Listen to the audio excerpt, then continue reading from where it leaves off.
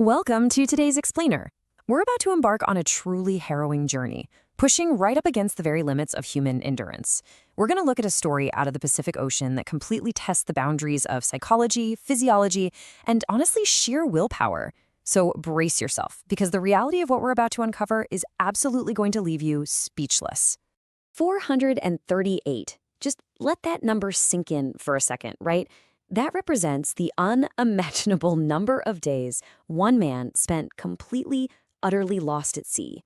More than a year, more than 14 months, trapped in a tiny, open boat, battling the elements, starvation, and maybe most terrifying of all, his own mind. Okay, let's dive into this, because this specific question right here, this anchors our entire exploration today. You see, we aren't just looking at how the human body physically survives without food or water. We're digging into the profound psychological mechanisms that kick into gear when you are completely stripped of society, hope, and eventually companionship. Basically, what does the brain do to keep the body alive? Part 1, a routine trip turns deadly. Our story actually begins on November 17th, 2012, down in the small, bustling Mexican fishing village of Costa Azul. It's this beautiful morning, The sun is glinting off the deep blue Pacific, fishermen are repairing boats, hauling nets.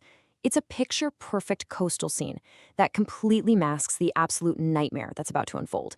And this brilliantly illustrates the mismatched dynamic on their 25-foot boat that day. On one side, you have 36-year-old Jose Salvador Alvarenga. He's a veteran, a true master of the sea who goes out when others literally won't dare. Usually he fishes with his trusted partner, but that partner actually backed out at the last minute. Enter 22-year-old Ezequiel Cordoba. He's strong, willing to work 12 hours straight, but incredibly inexperienced. He just wanted a little bit of extra cash. Well, that single last-minute crew change ultimately sealed Cordoba's fate. At first, the trip was a massive success. They pulled in 500 kilograms of fish about 75 miles offshore. But they wanted more, so they decided to stay the night. And then things go south incredibly fast. At 1 a.m., a violent storm hits. The boat is filling rapidly, and Cordoba is terrified. Miraculously, by 9 a.m. the next day, the clouds thin out and Alvarenga spots a faint mountain in the distance. They are only 2 hours from land. But then a cruel twist of fate. The engine lets out this rattling cough, like a funeral bell, and just dies. By 10 a.m., after a desperate final call to their boss Willie, the radio battery dies too. To really understand the trap they were in, we have to grasp the sheer scale of the Pacific. Look, 71% of our planet is water, and the Pacific Ocean is so insanely immense that it's actually larger than all of Earth's land masses combined.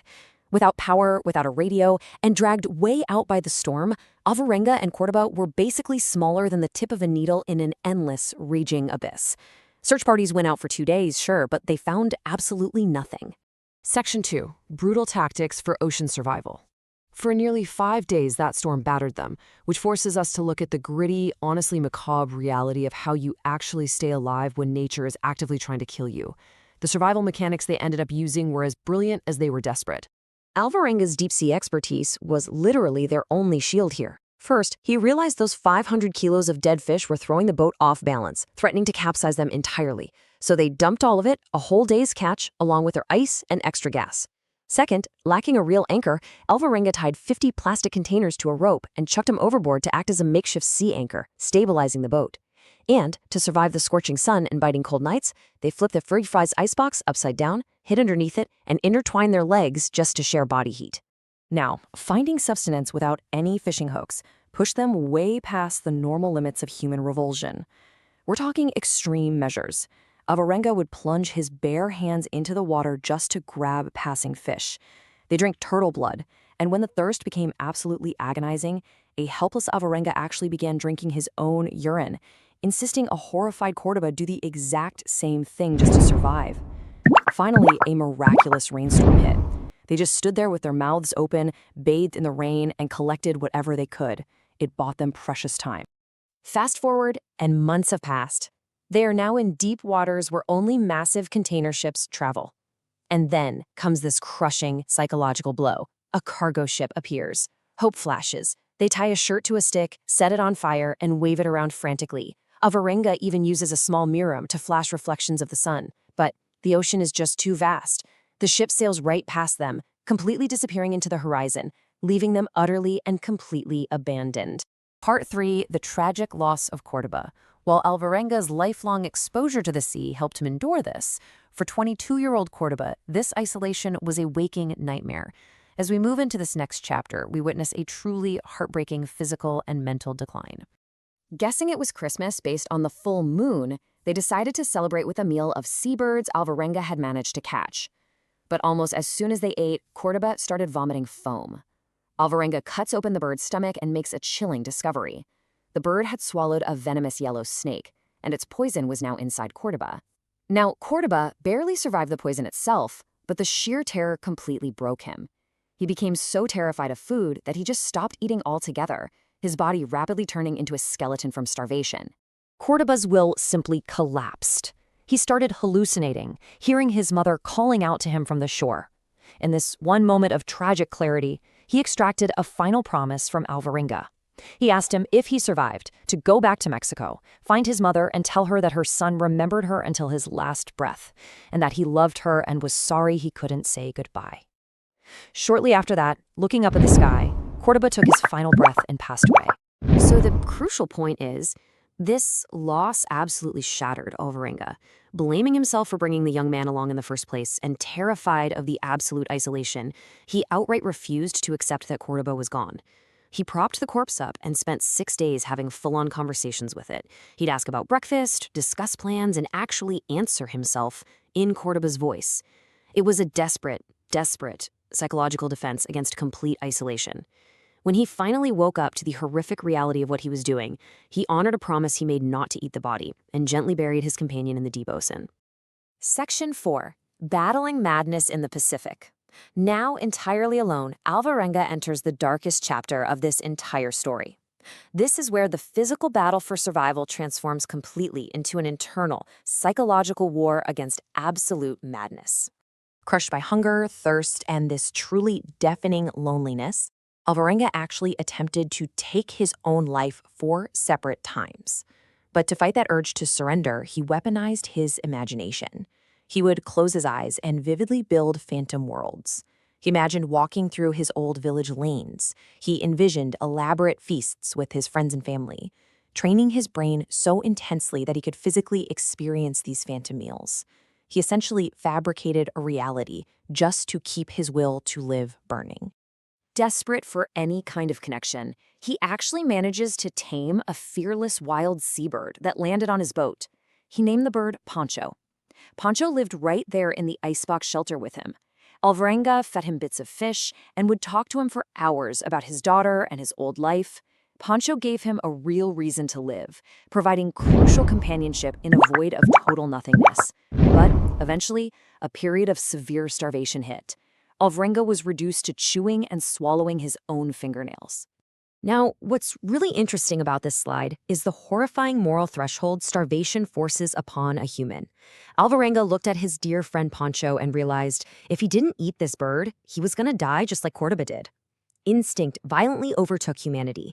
With trembling hands, he strangled his only companion, killed it, and ate it. He gained physical energy, sure, but he was instantly plunged right back into being the loneliest man in the entire world. Chapter 5, A Miraculous Rescue and Aftermath. After enduring over 400 days out there, his skin darkened, his body covered in boils, hair and beard completely overgrown, he had pretty much accepted death was his next destination. But then, he heard the calls of shorebirds. January 30, 2014, a hill-like shape suddenly appears on the horizon. Terrified the current is going to drag him away again, Alvarenga actually abandons the boat and swims. A massive wave scoops him up and violently hurls him onto the dry sand of Tile Island, part of the Ebon Atoll. Skeletal, naked, and completely unable to stand, he crawled toward a small hut, terrifying a local couple who lived there. Pointing to his stomach in broken Spanish, he had finally returned to humanity. The scale of what he survived is staggering. He had drifted approximately 6,700 miles. That is nearly 10,000 kilometers across the Pacific Ocean, over 438 days. Experts later pointed out that if his tiny boat had missed Ebon Atoll by even a fraction, he would have been swept into an expansive ocean where he wouldn't have seen land for another 3,000 miles. That would have meant certain death, for sure. Let's move to and see how this builds in the aftermath. Because his return to society brought a massive whirlwind of complications. Alvarenga became a global sensation overnight. He kept his promise, too.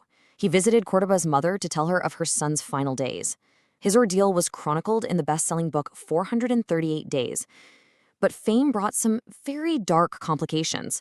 Cordoba's family filed a $1 million lawsuit accusing Alvarenga of cannibalizing their son to survive. To prove his innocence, he voluntarily took a lie detector test, which found him to be completely truthful. But the psychological scars, those remain permanent. He was left with a crippling fear of the dark, completely unable to sleep without a light on. Alvarenga's journey is so much more than just a tragedy of the sea. It is the ultimate testament to human willpower. It really shows us the staggering, almost frightening lengths the human brain and body will go to when a person fundamentally decides that they simply refuse to die. So as we wrap up this explainer, I really want to leave you with this one thought. We all go through our daily lives with our comforts, our connections, our routines, right? But if you were stripped of absolutely everything, floating in an endless, lonely abyss, what would your mind do? Would it surrender to the depths, or would it build a world to keep you alive? Thank you so much for exploring this incredible story with me.